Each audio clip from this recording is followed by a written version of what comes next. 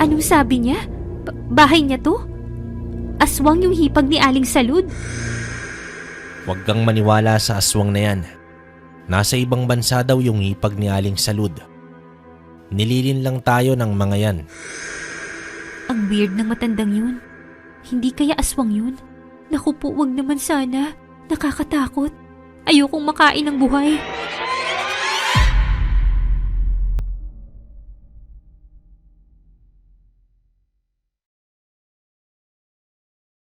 Magandang araw po.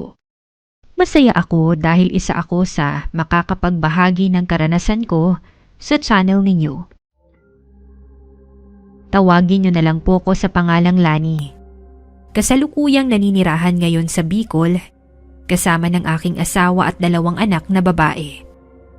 At ang ibabahagi kong kwento ay karanasan namin mismo ng asawa ko patungkol sa tinatawag na aswang. Hindi talaga ako naniniwala sa mga ganyan, lalo na't laking Maynila ako. Ang pagkakaalam ko ay kwento-kwento lang yan at panakot sa mga bata. Pero hindi ko akalain na totoo pala talaga sila at lubha silang mapanganib. At hayaan niyo po ko na idetalye ko ang lahat kung paano kaming nakipaglaban sa aswang kahit wala kaming sapat na kakayahan. Ang sama ng ugali ni Aling Cora. Nakipag-usap naman tayo na bigyan tayo ng kahit 1 linggong palugit. Akala mo naman tatakasan at hindi babayaran. Nakakainis siyang matanda siya. Hayaan mo na. Matandang dalaga eh. Mainitin ang ulo at hindi makapaghintay na mabayaran. Ayaw mo ba talaga na bumalik tayo sa amin, mahal? Doon na muna ulit tayo hanggat di tayo nakakahanap ng bago nating lilipatan. Saka kawawa naman ang baby natin eh. Baka makunan ka pa kapag naglakad-lakad pa tayo. Isa pa, mahirap maganap ng lilipatan ngayong gabi na.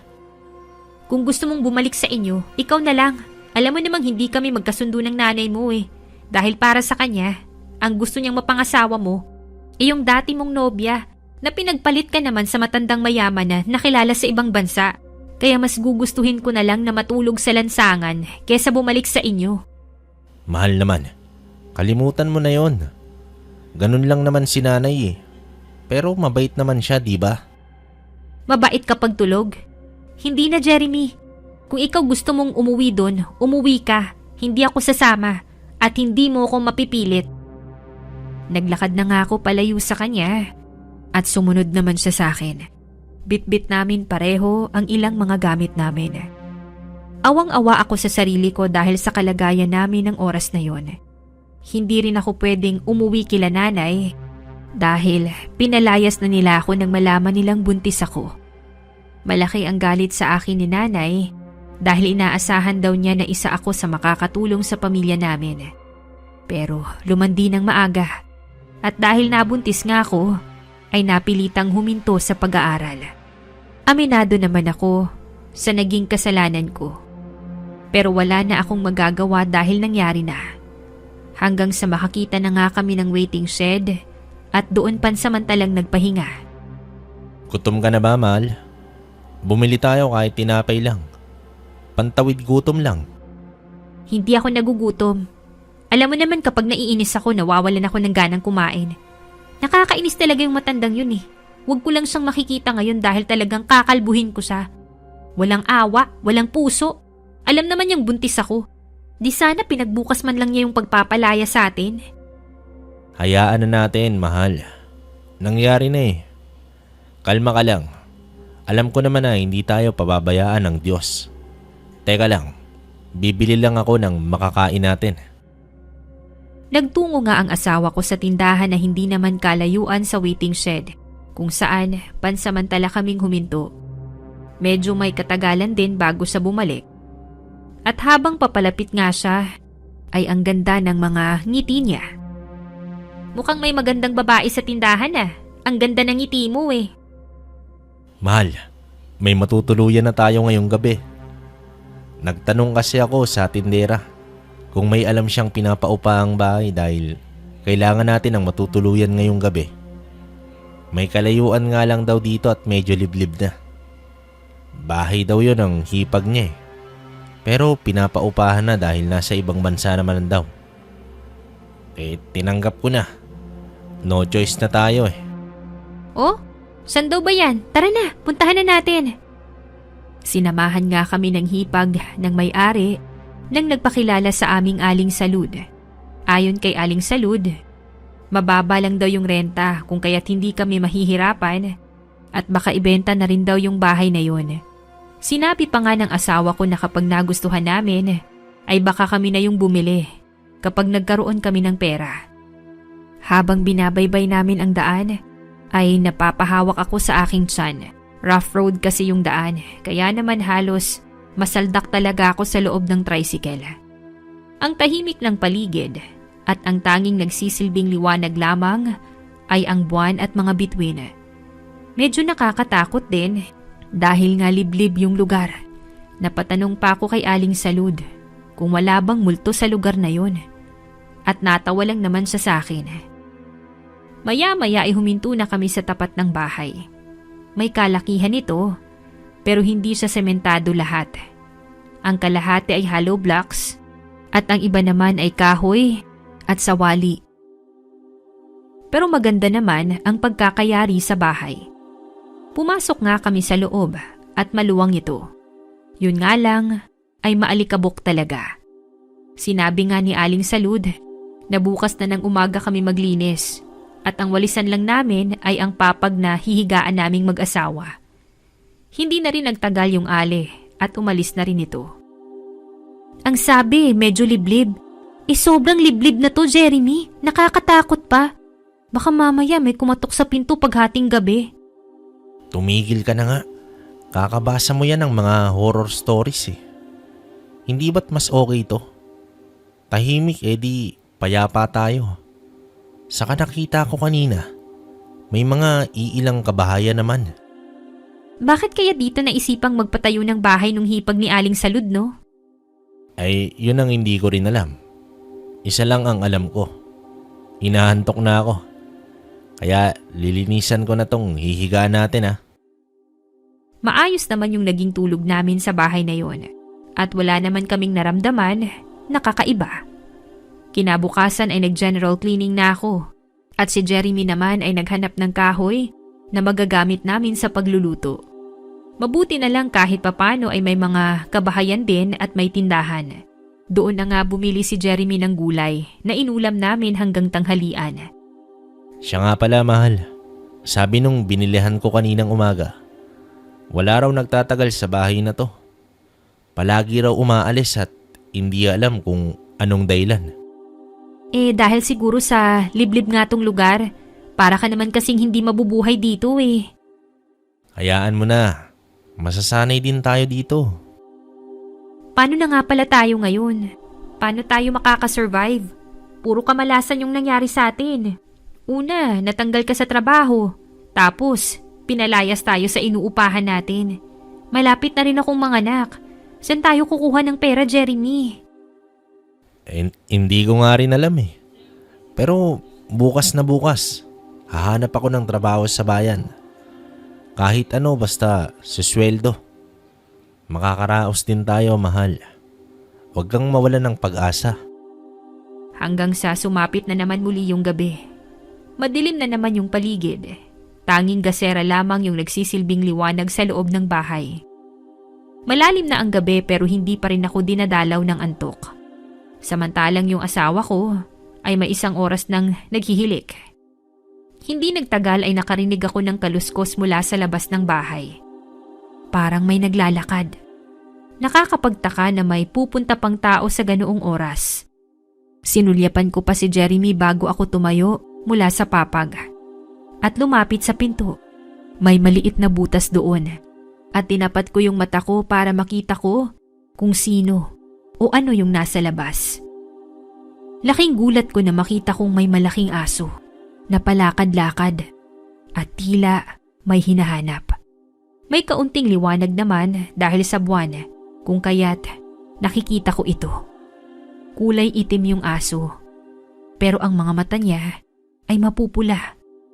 Hindi ko maintindihan pero biglang kumabog ng malakas ang dibdib ko. Nakakatakot kasi yung itsura ng aso. Para siyang hindi normal na aso. Naglalaway din kasi siya. Yung para bang nauulol na aso. Naku, kapag nakagat ito ng tao, siguradong patay ka agad. Kanino ba kasing aso to? Bakit tinayaan na makawala? Tanong ko sa sarili. At maya-maya lang ay umalis na din ito. At hindi ko na alam kung saan nagpunta. Pero yung kaba na naramdaman ko ay hindi maalis-alis.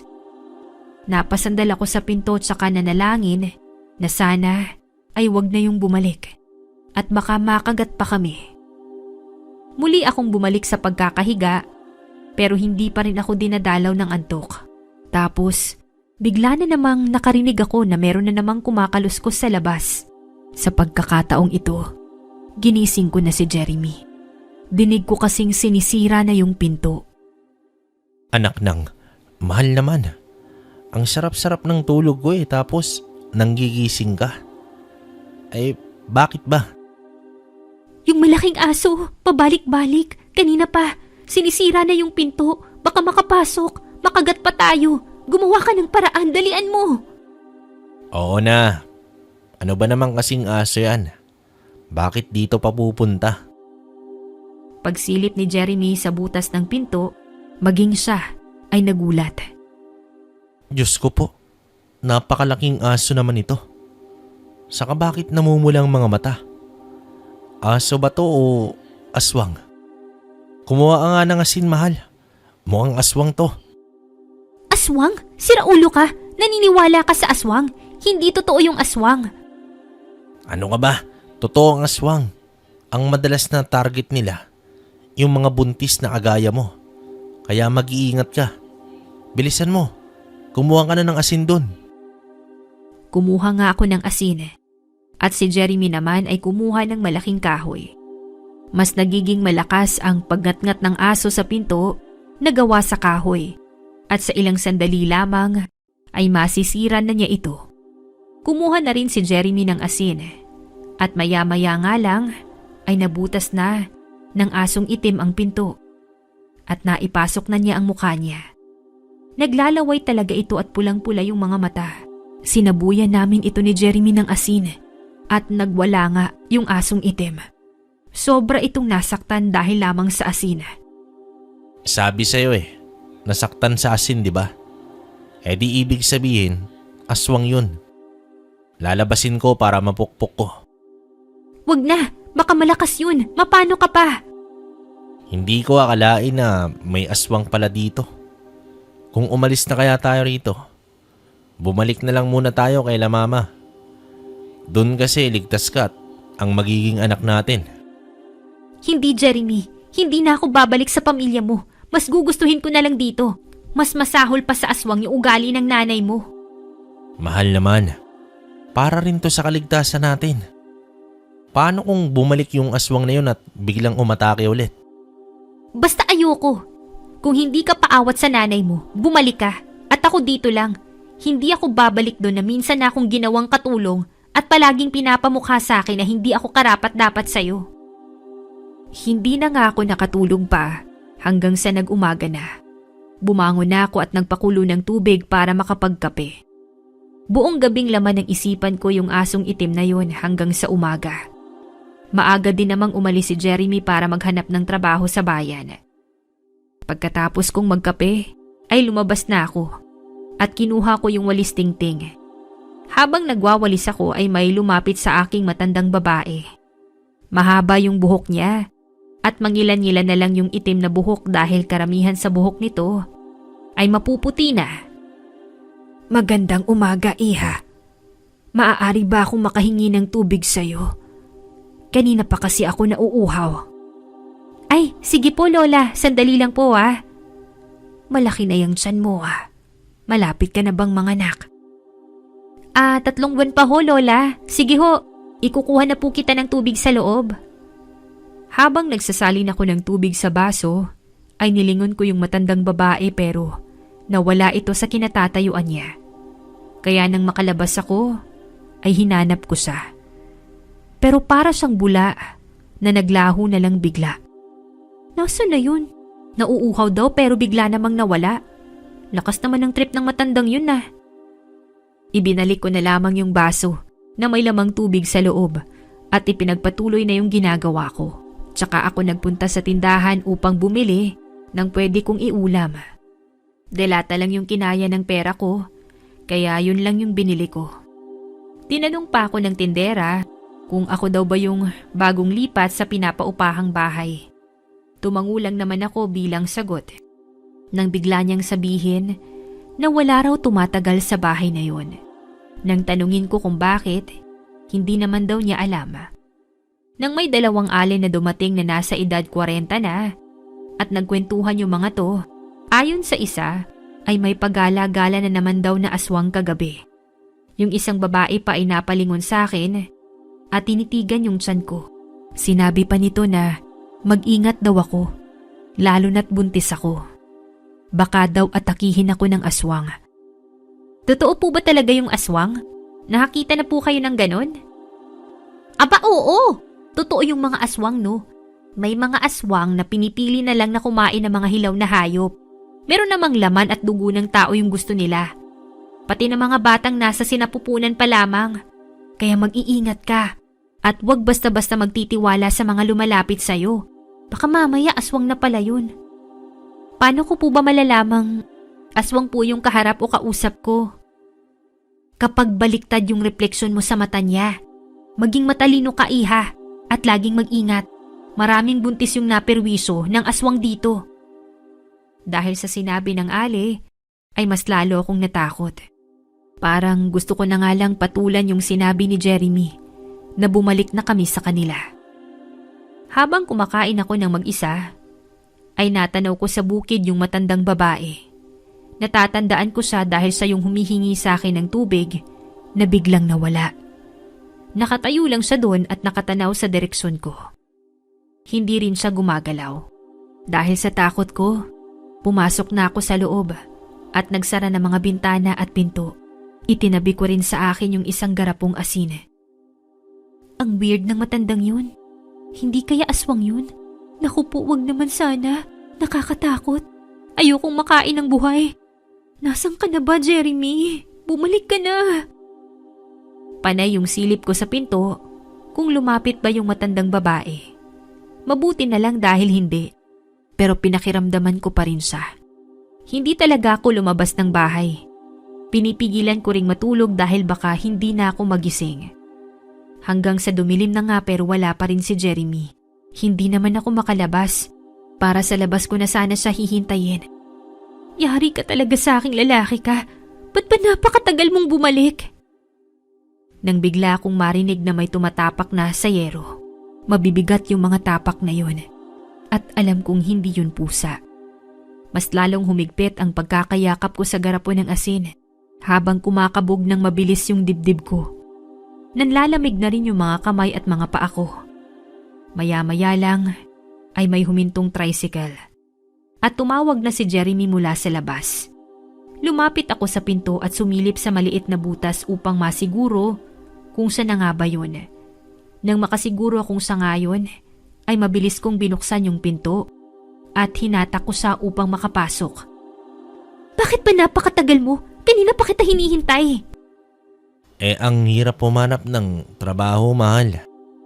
Pero dumaan naman ako kay nanay.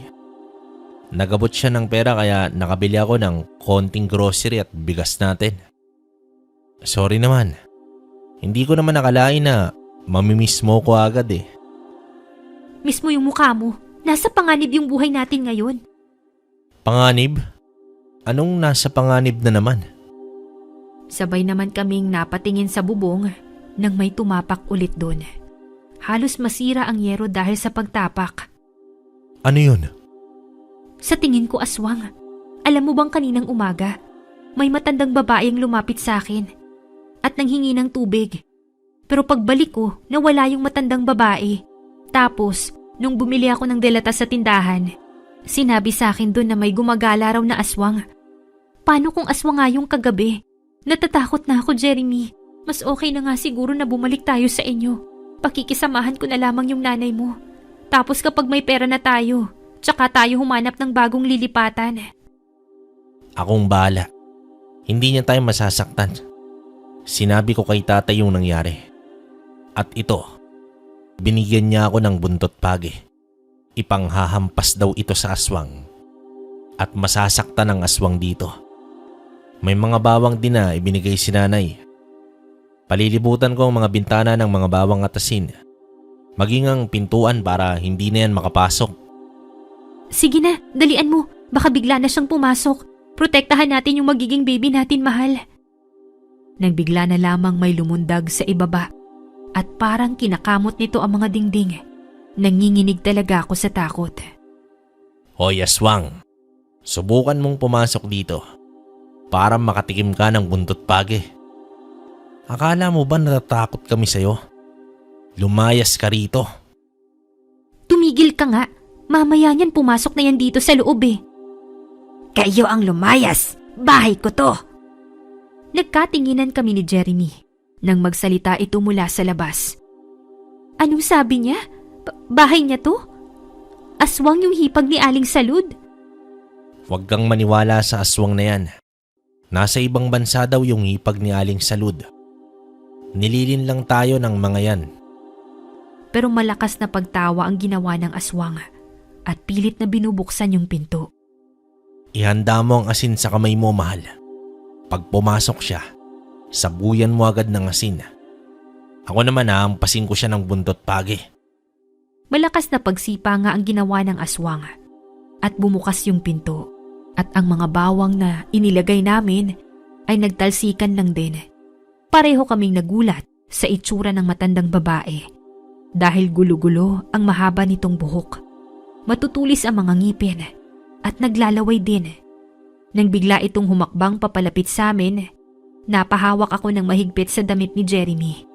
Hindi ko alam yung gagawin. Ngayon na magbandali ka. Sabuyan mo na ng asin. Kaagad ko nga siyang sinabuyan ng asin. Napahiyaw ito sa sakit habang hawak niya yung mukha niya. Yun din yung naging pagkakataon ni Jeremy upang mahampas niya ito ng buntot pagi sa braso. Mas lalong naghumiyaw ang matandang babae. Nalapitan niya si Jeremy at hinablot niya ito pagkatapos ay inihagis. Tumilapon si Jeremy sa sulok at ako naman yung aatakihin ng aswang. Nang muli ko siyang sinabuyan ng asin. Humiyaw na naman itong muli habang umuusok yung katawan niya. Pero bigla niyang tiniis yung sakit at tinabig yung garapong hawak ko. Tumapon lahat ng laman nito sa sahig. Nang akma ko na itong pupulutin, ay dinakma niya ako sa batok. Bumabaon ang mahahaba at matutulis niyang kuko sa batok ko. Hindi ako makagalaw. Sobrang sakit ng batok ko.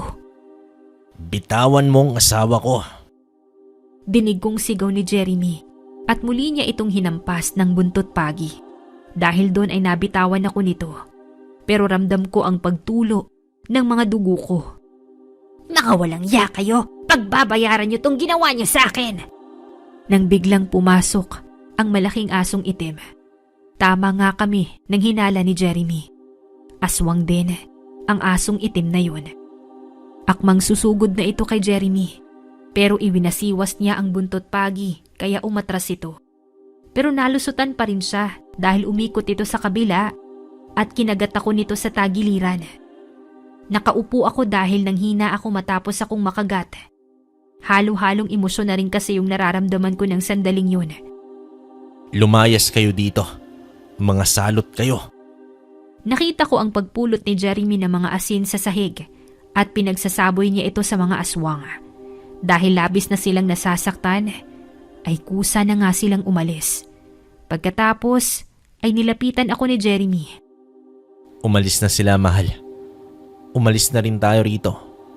Ayos ka lang ba? Nakagat ako. Tapos tatanungin mo kung ayos lang ba ako, malamang hindi. Halika na. Tutulungan kita. Kailangan mong madala sa albularyo para magamot ang mga sugat mo. Paano kung maging aswang na rin ako? Dahil nakagat ako ng aswang. Hindi yan. May isang uri lang ng aswang ang alam kong may kakayahang gawing aswang ang pangkaraniwang tao. Kaya halika na. May kakilala akong albularyo. Matutulungan niya tayo. Binuhat ako ni Jeremy. Kahit alam kong hirap na hirap siya, ay hindi yun alintana sa kanya. Paulit-ulit niyang sinasabi na lakasan ko daw yung aking loob. Hindi nagtagal ay nakakita nga kami ng tricycle at kaagad niya itong tinawag at sumakay kami. Pareho kaming nasa loob at hawak niya yung sugat ko sa tagiliran. Manong, doon mo kami dalhin sa Batikang Albularyo, kay Mang Amang. Tumango naman yung driver at doon nga niya kami dinala sa albularyong tinutukoy ni Jeremy. Hindi ko lubos akalain na ang napangasawa ko pala ay may alam tungkol sa mga aswang. At alam niya kung saan dapat dalhin ang nasugatan o nasaktan ng aswang. Iniwan na muna niya ako sa tricycle at kumatok siya sa pinto ng bahay. Kaagad din naman itong bumukas at lumabas mula doon ang may edad ng lalaki. Oh, Jeremy, gabi na. Anong sa atin? Mga Mang, pakigamot po ang asawa ko. Naagat siya ng asbo sa tagiliran eh. Inatake kami kanina. Ano ka mo? Asbo? Isang uri ng aswang ang nakakagat sa asawa mo? Opo eh, may sugat din ang batok niya. Gawin niyo po ang lahat upang gumaling ang asawa ko. Buntis pa naman siya. Pakiusap Mga Mang. Hay, sige. Ako ang bahala. Ipasok mo siya sa loob ng bahay at doon ko siya gagamutin. Kinuha ako ni Jeremy sa loob ng tricycle at pinaupo na ako sa upuan na gawa sa kawayan. Habang nakaupo ako doon ay nakaalalay naman siya sa akin. Mas nararamdaman ko yung kirot sa kalamnan ko habang tumatagal. Pumasok sa loob ng kwarto ang albularyo. Paglabas nito ay may daladala na itong mga dahon. May maliit na bote rin na parang langis yata yung laman. Lumapit ito sa akin at hinawakan yung ulo ko. Pagkatapos ay pumikit siya at umusal ng panalangin.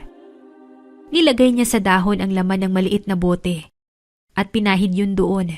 Nilinis din niya ang sugat ko gamit ang bulak at alkohol. Napahiyaw ako dahil sa sakit at muntik ko pa siyang nasuntok. Tiisin mo ang sakit, Iha. Kailangan kasing malinis muna ang mga sugat mo bago ko tuluyang tapalan ng mga dahon. Nambibigla ka naman po kasi. Pasensya ka na. Pagkatapos ay inangat niyang muli yung damit ko at itinapal doon yung dahon. Sunod niyang nilinis ay ang bato ko. Ganoon ulit yung nangyari. Napahiyaw ako dahil sa hapde. Tinapalan din niya yun ng dahon. May bagay din siyang binigay sa akin. At ang sabi niya ay isa raw yung mutya, pangontra sa mga aswang. Hindi naman na niya nabanggit kung anong uri yun ng mutya. Maraming salamat po Mang Amang. Wala ka talagang kakupas-kupas. Napakahusay mo pa rin sa panggagamot. Sana lang makaharap mo rin ang mga aswang na umatake sa amin. Para mapaslang mo na sila at wala nang ibang mabiktima pa. Darating ang araw na makakaharap ko rin ang mga yan at tuluyang kong papaslangin. Mag-iingat kayo sa pag-uwi. Ikamusta mo na lang ako sa nanay mo, ha? Sige po. Salamat. Makakarating po sa kanya ang pangangamusta mo, Mang Amang. Maraming salamat ulit. O sige na. Walang anuman. Nang makabalik kami sa tricycle, ay kaagad kong tinanong si Jeremy kung bakit kilala nun ang nanay niya. Dating manliligaw ni nanay. Kaya lang hindi naging sila. Kasi ayaw ni Lola kay Mang Amang.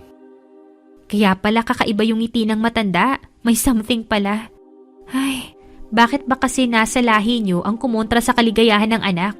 Maanong suportahan na lang, 'di ba? Ewan ko ba sa kanila? Nga pala, masakit pa ba ang mga sugat mo? Medyo na lang. Napakagaling pala niyang manggagamot, no? Easy na lang sa kanya. Oo, mahal eh. Antingero rin kasi kaya magaling. Alam mo na. Antingero? Ano naman yung antingero? Sila yung may mga tanga na anting-anting o di kaya mga mutya. May taglay silang kapangyarihan na nagmumula sa mga anting-anting nila. Ang galing naman. Siya nga pala, dumaan tayo kay Aling Salud. May itatanong lang ako sa kanya. Ano? Kukumpirmahin mo kung yung matandang sumalakay sa atin ay hipag niya. Kung yun nga ba talagang may-ari ng bahay? Oo, dahil kasi kay Aling Salud, napahamak ako. Siya yung nagdala sa atin sa kapahamakan. Baka nga kasabot pa siya dito eh. Wag na muna natin siyang husgahan, mahal. Baka hindi naman niya alam. Imposibleng wala siyang alam. Pero nang makarating kami sa tindahan ni Aling Salud, ay nakita naming sarado na ang tindahan nito. May bata ang lumapit sa amin at sinabing sarado na ang tindahan na yon dahil si Aling Salud ay namatay nung umaga. Nabigla kami ni Jeremy sa natuklasan namin. Nakakapagtaka na bigla-bigla na lamang siyang namatay. Tinanong ko yung bata kung saan ito nakaburol, pero ang sabi ay may kumuha sa labi nito. Isang kamag-anak, kaya hindi na ako nagtanong pang muli sa bata. Dumiretso na nga kami sa bahay ng biyanan ko at naabutan naming bukas pa yung tindahan nito. Nagulat pa ito nang makita kami. Kaagad na sinabi ni Jeremy yung nangyari. Nakakapagtaka na nag-alala sa akin yung biyanan ko. Paulit-ulit na tinatanong kung ayos lang ba daw ako, kung hindi ba raw grabe yung mga natamo kong mga sugat. Ayos na po ako, Nay. Naggamot naman na po ako ni Mang Amang. Napangiti naman siya nang sabihin ko yun. Ang buong akala ko talaga ay kaplastikan lang yung pinakita na kabaitan niya sa akin. Pero totoo pala. Kahit wala si Jeremy ay mabait na siya sa akin. Totoong may malasakit na. At humingi na rin siya ng tawad sa lahat ng nagawa niya sa aking pang-iinsulto noon at pagturing sa akin na parang ibang tao. Sabi pa nga niya ay excited na siyang makita yung unang apo nila. Makalipas ang 3 buwan ay humihilab na ng matindi ang tiyan ko. Yun pala ay manganganak na ako. Hindi na aabot sa ospital dahil lalabas na yung sanggol. Kaya may tinawag silang manghihilot at yun ang tumulong sa akin upang maisilang ko ng maayos ang panganay namin ni Jeremy. Hindi nga nagtagal ay narinig na namin yung iyak ng aming anak. Naibsan ng sakit ng panganganak ko nang marinig ko ang unang iyak niya. Napakasarap sa pakiramdam, lalo na nang itabi na ito sa akin. Babae ang naging anak namin. Mabuti na lang talaga at hindi siya nabiktima ng aswang at malusog ko siyang naisilang. Noong mga oras na yon ay wala na akong mahihiling pa dahil nagkaayos na kami ng biyanan kong babae at nasilayan ko na yung anak namin ng asawa ko. Pero habang inaalagaan ko yung bata ay may sumagi sa isipan ko. Na sana ay kasama ko rin ang nanay ko. Na sana ay katuwang ko rin siya sa pag-aalaga ng apo niya. Pero alam kong hanggang sana na lang yung lahat. Nang 6 na buwan na yung anak namin, ay nagdesisyon kami ni Jeremy na magbenta ng kahit 3 klase lang ng ulam. Dahil nga tabing kalsada lang din yung bahay at siguradong maraming bibili. Ako yung namamalengke sa madaling araw ng mga kakailanganin habang si Jeremy naman ang nag-aalaga sa anak namin. Tumutulong din yung biyanan ko sa akin sa pagluluto. Isang umaga, habang bumibili ako ng karne ng manok, ay may bumangga sa braso ko. Mabilis kong nilingon kung sino ito. At laking gulat ko nang magtagpo ang mga mata naming dalawa. Kaagad din siyang yumuko at nagmadaling lumakad palayo. Pero sumunod ako sa kanya. Hoy, matandang aswang! Hanggang dito ba naman sinusundan mo ko? Ano bang kasalanan ko sa'yo ha? Hindi mo na ulit ako masasaktan at kaya kong isigaw dito kung ano yung lihim mo. Dahil sa inyo, namatay yung kapatid ko. Buhay ang kinuha nyo kaya buhay din yung dapat nakapalit. Ano ka mo? Kapatid mo yung umatake sa akin? Yung malaking aso? Dapat lang sa kanya yun. Hindi naman dapat kayo nabubuhay dito sa mundo. Hindi kayo dapat nakikihalubilo sa mga tao dahil aswang kayo. Mas lalong nanlisik ang mga mata niya dahil sa sinabi ko. Akma sana niya akong kakalmutin pero tila may nakaharang sa akin. Dahil doon ay nanlaki yung mga mata niya at tumakbo palayo. Sinubukan ko siyang hanapin pero hindi ko na siya nakita. Napakabilis niyang nawala. Dapat sa kanya ay nahuli ng mga tao at pagbayaran niya yung mga kasalanan niya dahil alam kong marami na silang nabiktima. Pag-uwi ko sa bahay, kaagad kong binalita yun kay Jeremy. Buti hindi ka niya sinaktan. Muntik na nga eh. Pero nung nasaktan na sana niya ako, bigla siyang napahinto. Tapos kita ko sa mga mata niya yung pagkagulat. Tapos tumatakbo na siya palayo. 'Di ba may binigay sa aking mutya si Mang Amang na ang sabi niya ay proteksyon ko daw sa mga aswang? Baka dahil doon kaya hindi ako nagawang saktan ng aswang na yun. Malamang nga, mahal. Kaya wag na wag mong huhubarin ang ibinigay niya. Oo, mahal. Hindi ko to huhubarin. Malaking tulong na to sa akin para hindi na ulit ako masaktan ng aswang na yun. Nakakatakot ang pagbabanta niya. Kaya dapat magdoble bantay tayo sa anak natin. Paano kung sa kanya ko kaya ipasuot yung mutya? Ikaw ang bahala, mahal. Pwede naman. Hinubad ko nga yung mutya at ipinasuot yon sa anak namin. Mas kailangan kasi niya yon upang hindi siya malapitan ng aswang. Dahil sa pagbabanta sa akin ng matandang babae, ay nahihirapan na naman akong makatulog sa gabi. Lagi kong iniisip na baka muli niya akong puntahan at gawin nga niya ang binanta niya sa akin. Sinamahan na rin ako ni Jeremy sa palengke at iniwan yung anak namin sa mga biyanan ko. Kampante naman kami kasi may suot siyang mutya. Dahil sa takot namin ay nagtungo kami ni Jeremy kay Mang Amang. Sinabi ko sa kanya na muli kaming nagkaharap ng aswang. Kilala ko na ang aswang na yon. Siya si Marilu. Matagal na siyang pinaghihinala ang aswang. Pero hindi napapatunayan. Isa rin kasi siyang albularya dati. Pero ang mga paratang sa kanya ay totoo pala. Kaya lagi nating tatandaan na hindi lahat ng mabait sa atin ay totoong mabait at may malasakit. Sadyang kinukuha lang nila ang loob at pagkatapos bibiktimahin. Sinabi na nila na nasa ibang bansa na si Marilu para hindi isipin ng mga tao na nagpapagala-gala pa rin siya dito. Yung bahay na tinitirhan ninyo, walang nakakaalam na sa kanya pala ang bahay na yan. Lahat ng tumitira doon, binibiktima niya at kasabwat niya si Salud at siya din ang pumatay dito. Nawindang kami sa mga isiniwalat sa amin ni Mang Amang. Tama nga ang hinala ko na magkasabwat sila. Pero paano niyo po nalaman lahat ng yan? Dahil bago ko siya paslangin, tinanong ko muna siya at iyon ang sinabi niya. Sa ngayon magiging panatag na kayo dahil wala ng aswang. Paano po kayo nagkaharap? May nagpunta sa akin dito. May umaaligi daw na aswang sa bahay nila dahil buntis ang asawa. Kaya nagpunta ako ron at doon nga kami nagkaharap ni Marilu. Nakalaban ko siya. Maraming salamat po, Mang Amang. Tunay na kailangan ka ng mga tao laban sa mga aswang.